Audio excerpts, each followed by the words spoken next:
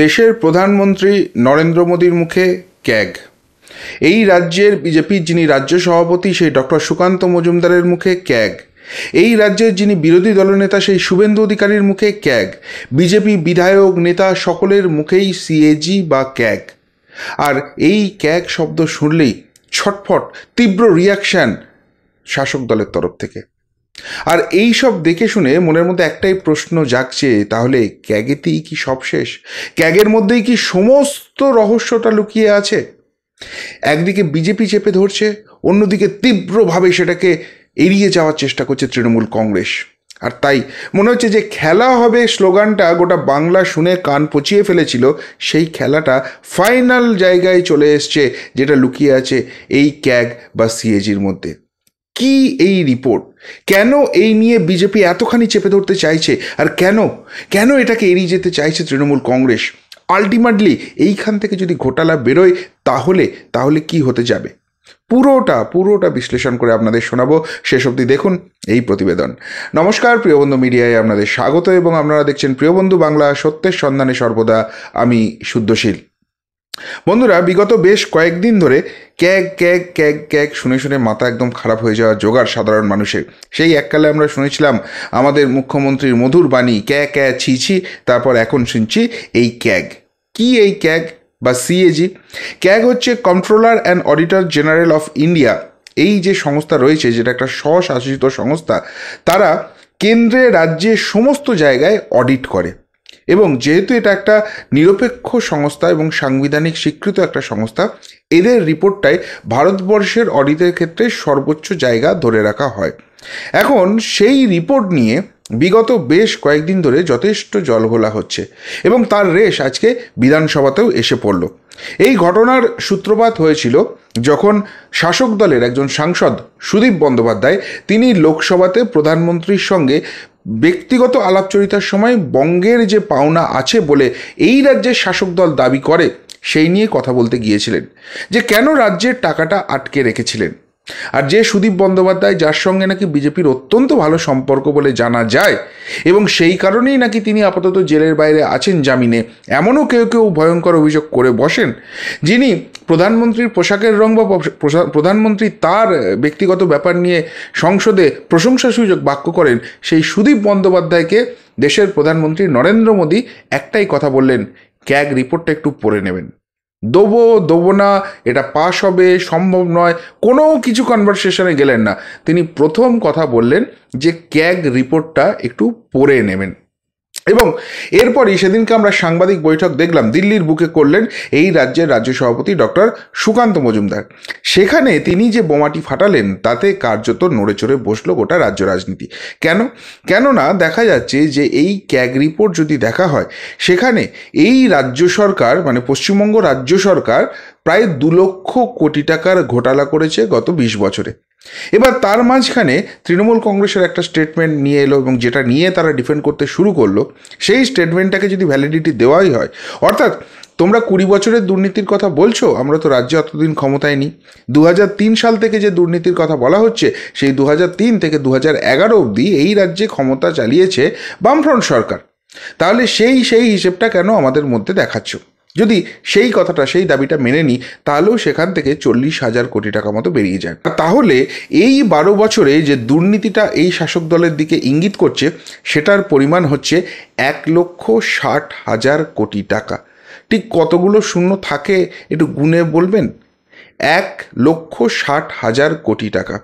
আর সেই চর্চাটা যখন সামনে এলো, গোটা রাজ্যের মানুষ চমকে উঠল যে এরা এত বড় চোর, তাহলে কি কোনো সেগমেন্টটাই বাদ দেয়নি? এরপর তৃণমূল অনেক কিছু ডিফেন্ড করলো, সেই ডিফেন্ডের পয়েন্টগুলো বলবো। কিন্তু আজকে এই সিএজি রিপোর্ট নিয়ে বিধানসভায় আলোচনা চেয়েছিল বিজেপি বিরোধী দল, এবং সেই জায়গাটায় তড়িঘড়ি বিধানসভাকে মুলতুবি করে দেয় শাসক দল। কেন মুলতুবি করে দেয়, কেন সেটা নিয়ে আলোচনা করতে চাইছে না, সেটা নিয়ে প্রতিক্রিয়া দিতে বাইরে বেরিয়ে শুভেন্দু অধিকারী বলে, আগে চোর শুনে রাখতেন, এখন ক্যাগ শুনে রাখেন। মমতাকে বিদে বাজেট থেকে কি আশা বললেন শুভেন্দু। বাজেট নিয়ে কি বলেছেন সেটা এই প্রতিবেদনের জন্য অতটা ইম্পর্টেন্ট নয়, কিন্তু শুভেন্দু অধিকারীর বক্তব্যটা একবার শুনুন। তিনি কি বলছেন? চোর শব্দ শুনলে মুখ্যমন্ত্রী আতঙ্কিত হয়ে পড়েন, ওর ঘুম ছুটে যায়। এখন ক্যাগ শব্দ শুনলেই মুখ্যমন্ত্রী এবং শাসক দল লাফাচ্ছে। আমাদের বিধানসভায় আজ ক্যাগ রিপোর্ট নিয়ে আলোচনা করতে দেওয়া হয়নি, আমাদের সোচ্চার প্রতিবাদে অধিবেশন মুলতবি করতে বাধ্য হয়েছে। এবং শুভেন্দু অধিকারী এই যে কথাটা বলছেন, এইখান থেকেই তো রহস্যটা দানা বাঁধছে। এই ক্যাগ রিপোর্ট হঠাৎ করে এখন কেন সামনে এলো? কেন এর আগে এই নিয়ে বিরোধী দল বিজেপি বিধানসভায় কোনো কথা বলল না? কেননা মমতা বন্দ্যোপাধ্যায় ঘুর পথে কায়দা করে জোর করে তিনি যবে থেকে এই রাজ্যে শাসন ক্ষমতা চালাচ্ছেন সেই ক্যাগ রিপোর্টটাকে সযত্নে লুকিয়ে রাখতে চেয়েছিলেন। এখন কেউ যদি এত এত এটার উপর দরদ দেখিয়ে এত সন্তর্পণে সেটাকে লুকিয়ে রাখার চেষ্টা করেন, তাহলে সেইখান থেকেই তো সব থেকে বড় সন্দেহটা হয় যে তিনি এটাকে লুকিয়ে রাখতে চাইছেন কেন। তার মানে যা অভিযোগ উঠছে সেগুলো সত্যি, যে পরিমাণ দুর্নীতি হয়েছে তার সমস্ত ঠিকুজি কুষ্টি ওই ক্যাগ রিপোর্টের মধ্যে লুকোনো আছে, এবং সেই জন্যই সেটাকে আড়াল করার দরকার। এই ক্যাগ রিপোর্ট যদি সামনে আসতো তাহলে 2011 পর হয়তো 2016তেই তাকে রাজ্যবাসী সরিয়ে দিত। সেই কারণেই কি এই আপ্রাণ চেষ্টা? এই ক্যাগ রিপোর্টটা পড়ে কোথায়? এই ক্যাগ রিপোর্টটা পায় কে? সিএ যে রিপোর্ট যেটা জমা পড়ে সেটা হচ্ছে পিএসসি চেয়ারম্যানের কাছে, আর এই পিএসসি চেয়ারম্যানটা এই জন্যই বিরোধীদের হাতে রাখা হয়। আমাদের যারা সংবিধান প্রণেতা তারা অত্যন্ত সুষ্ঠুভাবে অত্যন্ত সুন্দরভাবে এই ব্যবস্থাটা করে গিয়েছিলেন যে একটি সরকার চলছে, সেই সরকার খরচ করবে, উন্নয়ন করবে, রাজ্যের বা দেশের মানুষের ভালো করবে, সমস্ত ঠিক আছে, কিন্তু তার চাবিকাঠিতে থাকবে বিরোধীদের হাতে। এই জন্যই বলা হয় গণতন্ত্রে বিরোধীদের সবথেকে বড় জায়গা হচ্ছে বিরোধীদের, সংবিধানের সবথেকে শক্তপোক্ত জায়গা হচ্ছে বিরোধীদের। একটা সরকার যখন বিরোধীদের স্যাটিসফাই করবে, যখন বিরোধীরা তাদের বিরুদ্ধে একটিও প্রশ্ন তুলতে পারবে না, তখনই সেই সরকারের সার্থকতা হয়। দেখুন কেন্দ্রের দিকে নরেন্দ্র মোদীর নেতৃত্বে কেন্দ্রে সরকার চলছে, দুটো টার্ম কমপ্লিট করতে চলল, এবং এই নরেন্দ্র মোদীর অডিট করার জন্য তিনি ভুল ভ্রান্তি করেছেন কিনা সেই ক্যাগ রিপোর্ট চেক করার জন্য কাকে বসিয়ে রাখা হয়েছে, কে সেই দায়িত্বটা পেয়েছেন? তিনি হলেন অধীর রঞ্জন চৌধুরী, কংগ্রেসের যিনি সাংসদ, যিনি বিরোধী দলনেতা। তিনি স্যাটিসফাইড হচ্ছেন, তিনি দেখছেন যে না, নরেন্দ্র মোদী সরকার তারা যে টাকাটা পাঠাচ্ছে, রাজ্যকে পাঠাচ্ছে, যে কাজ করছে, যে খরচ হচ্ছে, তার মধ্যে কোনো দুর্নীতির গন্ধ নেই। আর এই স্ট্যাম্প যদি অধীর রঞ্জন চৌধুরীর কাছ থেকে নিয়ে আসতে পারে মোদী সরকার, সেই মোদী সরকার কি চ্যাং ব্যাং কে কোথায় কি বললো কিছু এসে যায়? আর এখানে রাজ্যের দিকে দেখুন, সেই 2011 থেকে, এই 2021 নয়, 2011 থেকে ক্ষমতায় আসার পর থেকে মমতা বন্দ্যোপাধ্যায় ওই পিএসসি চেয়ারম্যান কাকে দিয়েছেন বিরোধীদের, কিন্তু ছদ্ম বিরোধীদের, যারা বিধানসভার বাইরে তৃণমূল আর ভেতরে তারা হয়ে যায় বিরোধী দলের লোক, তাদেরকে পিএসসি চেয়ারম্যানের পদে বসিয়ে রেখেছেন। এখন তাদের ঘাড়ে নিশ্চয়ই দুটো মাথা নেই যে তারা ওই ক্যাগ রিপোর্টের ভুল ভ্রান্তি ধরে রাজ্যের মানুষের সামনে নিয়ে আসবে, বিধানসভায় শাসক দলকে কোণঠাসা করবে, মুখ্যমন্ত্রীকে প্রশ্ন করবে যে এই ঘাপলাগুলো কেন হয়েছে, বিভিন্ন দপ্তরের মন্ত্রীদের ডেকে জবাবদিহি চাইবেন যে এই জিনিস হয়েছে, এগুলো কোথা থেকে হলো, এই টাকাটা কোথায় গেল। এই প্রশ্নটা করার মতো জায়গায় তিনি থাকবেন না, কেননা শাসক দল গর্ব করে বলে আমাদের দলে একটাই পোস্ট, বাকি সব ল্যাম্প পোস্ট। তো সেই পোস্টের কাছে হাঁটু গেড়ে নতজানু হয়ে যারা ওই দলটাতে যোগদান করেছে তাদেরকেই পিএসসি চেয়ারম্যানটা দিয়েছে। যদি এই প্রশ্নটা করে, পরের দিন ওই পিএসসি চেয়ারম্যান তো যাবেই, হয়তো বা জেল জরিমানাও হয়ে যেতে পারে, কেননা ফলস কেস, গাঁজা কেস দেওয়ার অনেক কথা তো শোনা যায়। তো সেইভাবেই রাজ্যটা চলছে, ফলে ক্যাগ রিপোর্ট এতদিন সামনে আসতে পারেনি। কিন্তু সত্যকে যতই ছোপাও বাপু, সে তো চুপে থাকবে না, সে তো ক্রমে বিকশিত হবে, আর সেই বিকশিতটাই এবার হয়েছে। এবং সেই বিকশিত হওয়ার সময় দেখা যাচ্ছে 1,60,000 কোটি টাকার দুর্নীতি সামনে আসছে এই তৃণমূল জামানার, এবং সামগ্রিকভাবে সেটা প্রায় 2 লক্ষ কোটি টাকার। বেশ, সেই তো দুর্নীতি সামনে এলো, এতে প্রবলেমটাই কি হবে? আর এটাকে শাসক দল আটকাতেই কেন পারবে না? দেখুন, প্রবলেমটা এইটা হবে, যদি 1,60,000 কোটি টাকার দুর্নীতি হয়, যার কোনো ইউটিলাইজেশন সার্টিফিকেট দেওয়া হবে না, যার কোনো ডকুমেন্টস নেই যে এই টাকাটা নয়ছয় হয়েছে, আমার আপনার ট্যাক্সের টাকা তুলে কেন্দ্রের কাছে যাচ্ছে, সেই টাকা থেকে কেন্দ্র টাকা পাঠাচ্ছে, সেই টাকা থেকে রাজ্য সরকার কি করছে, আমার আপনার উন্নয়ন না করে, রাস্তাঘাট তৈরি না করে, ব্রিজ না তৈরি করে, কিছু শখের নীল সাদা রং করে সেই টাকাটা ঝেড়ে দিচ্ছে, তার দলের নেতামন্ত্রীরা বড়লোক হচ্ছে। যেটাতে আমার আপনার জীবন ঠিক হওয়ার কথা ছিল, সেটা তাদের জীবন, তাদের আত্মীয় স্বজনদের সব কিছু সম্পত্তি ফুলে ফেঁপে উঠছে। অভিযোগ তো এইটাই, এবং সেই অভিযোগ যদি সত্যি হয় সেটা তো মারাত্মক অভিযোগ। কারোর বিরুদ্ধে এরকম অভিযোগ উঠলে তার তো শতপ্রণোদিত হয়ে এগিয়ে আসার দরকার যে বাবু আমার বিরুদ্ধে অভিযোগ করছো, এই দেখো আমার সমস্ত খোলা খাতা, যা দেখার আছে দেখে নাও, আমি একটা কিচ্ছু দুর্নীতি করিনি। বলতে তো পারছেন না। উল্টে শাসক দলের হয়ে যিনি পরিষদীয় মন্ত্রী রয়েছে শোভনদেব চট্টোপাধ্যায়, তিনি কি বলছেন?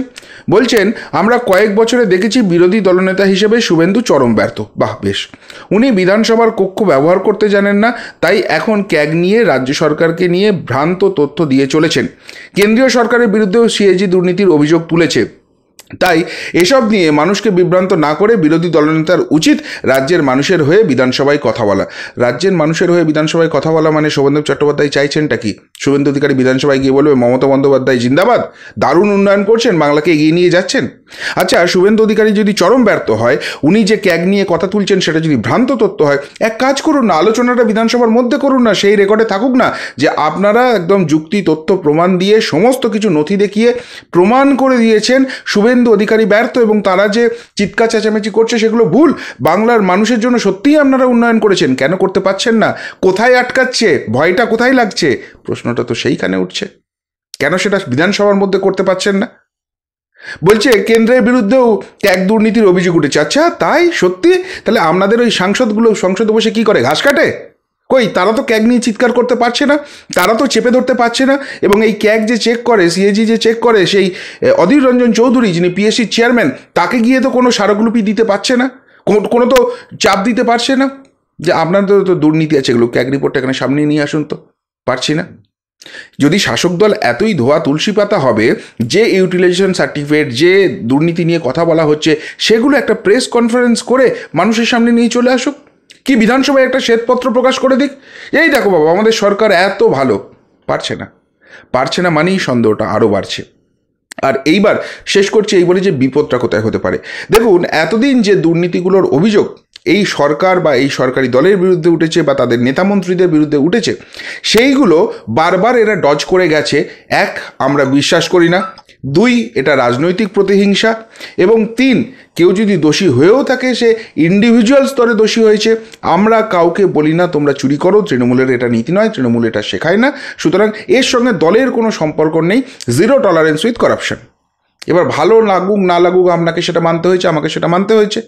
কিন্তু এবার যদি সিএজি রিপোর্টে এতখানি ভণ্ডামি বেরোয়, এতখানি দুর্নীতি বেরোয়, তাহলে সরাসরি তদন্তটা সরাসরি ইডি সিবিআই এবার ঢুকে পড়বে নবান্নের মধ্যে, এবং সেটাও যে সেভাবে নয়, সেটাও হবে হাইকোর্ট বা সুপ্রিম কোর্টের নির্দেশে। আর সেটা যদি হয়, সমস্ত ফাইল পত্র সমস্ত কিছু চেক করা হবে। আর সেই দুর্নীতি চেক করতে গিয়ে যদি দেখা যায় যে কেঁচো খুঁড়তে অজগর ডাইনোসর কিছু বেরিয়ে আসছে তখন, এবং সেই অজগর ডাইনোসর ছেড়ে দিন, যদি এই 1,60,000 কোটি টাকাই যদি প্রমাণিত হয়, ধরলাম এত টাকা নয়, এর একটা সামান্য পার্সেন্টেজ হয়েছে, যদি সেটাই প্রমাণিত হয়ে যাবে এই সরকারটা চোর। সাধারণ জনমানুষের প্রতিফলন ছেড়ে দিন, সেই চোর সরকারের হেড হিসেবে, সেই চোর সরকারের সদস্য হিসেবে পুরো মন্ত্রিসভাটা অ্যাকিউজড হবে এবং জেলের মধ্যে বসে মন্ত্রিসভা চালাতে হবে। এর ইম্প্যাক্ট এতখানি। ফলে সেই জন্য চেপে ধরছে বিজেপি। একদম প্রধানমন্ত্রী থেকে শুরু করে বিরোধী দলনেতা প্রত্যেকের মুখে এই কথা শোনা যাচ্ছে। আর এই শব্দবন্ধটি সামনে আসা সিএজি, 3টি মাত্র লেটার, এবং সেই 3টি লেটার যখনই সামনে আসছে ছটফট করছে, মানুষকে কথা ঘোরানোর চেষ্টা করা হচ্ছে। কিন্তু যেটা সত্যি, যে ডকুমেন্টসগুলো দেখালে, যে শ্বেতপত্রটা প্রকাশ করলে মানুষের মনে সমস্ত ধোঁয়াশা কেটে যাবে, সেইটি সামনে আনার সাহস হচ্ছে না। আর তাই কার্যত বলা যেতে পারে এই সিএজি বা ক্যাগ কেলেঙ্কারি সমস্ত দুর্নীতির বাপ। আর এই বাপ যদি ছাড়ে হাঁপ, আর কোথাও যাওয়ার জায়গা থাকবে না। আর এইটা বোঝার পরে কি ছটফটানি বেড়েছে। যদিও রাজ্যপালকে দিয়ে এদের বিরুদ্ধে, এই মন্ত্রিসভার বিরুদ্ধে পার্টি করে একটা এফআইআর করার কথা বিরোধী দলনেতা বলেছেন, শেষ পর্যন্ত তারা কতটা করতে পারবেন, সত্যিই চাপটা সৃষ্টি করতে পারবেন কি না, এবং সেটা নিয়ে তদন্ত হবে কি না, সেটা তো ভবিষ্যতের প্রশ্নে। কিন্তু ঢিলটা যে সঠিক জায়গায় লেগেছে সেটা শাসক দলের রিয়াকশন এবং আঁতকে ওঠা থেকে প্রতি পদে স্পষ্ট হয়ে যাচ্ছে। আর টাইমিংটা বড় খারাপ। লোকসভার আগে এত বড় দুর্নীতি সামনে এসেছে। এই দুর্নীতি যদি প্রমাণ করতে না পারা যায় যে এই দুর্নীতির সঙ্গে কোনো যোগ ছিল না, তাহলে সাধারণ জনমানুষের যে প্রভাবটা ইভিএম বক্সে পড়বে, সেইটা সামলানো যাবে তো? আপনাদের কি মনে হয় সত্যি এই সিএজি রিপোর্টের মধ্যেই লুকিয়ে রয়েছে প্রাণভোমরা, আর সেই জন্যই বিজেপি চেপে ধরেছে, আর সেই জন্যই সেটাকে ডিফেন্ড করার জন্য আপ্রাণ মরিয়া চেষ্টা চালিয়ে যাচ্ছে শাসক দল? সফল হবে শেষ পর্যন্ত কারা? উত্তরটা অবশ্যই কমেন্ট বক্সে কমেন্ট করে জানাবেন। এখনকার মতো এখানেই শেষ করলাম, ফেরত আসছি নতুন প্রতিবেদন নিয়ে খুব তাড়াতাড়ি। ভালো থাকবেন, সাথে থাকবেন, পাশে থাকবেন। নমস্কার।